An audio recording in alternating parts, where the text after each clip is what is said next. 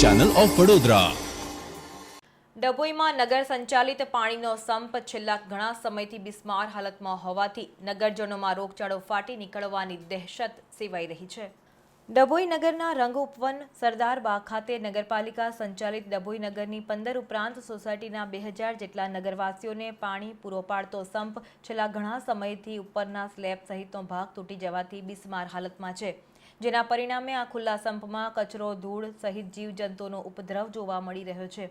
નગરના વિવિધ વિસ્તારોના લોકોને રોજિંદાપણે નગરપાલિકા દ્વારા આ જ સંપનું પાણી ફાળવવામાં આવતું હોય હાલ ચોમાસાની ઋતુને ધ્યાનમાં રાખીને નગરજનોમાં રોગચાળો ફાટી નીકળવાની દહેશત વ્યક્ત કરી રહ્યા છે।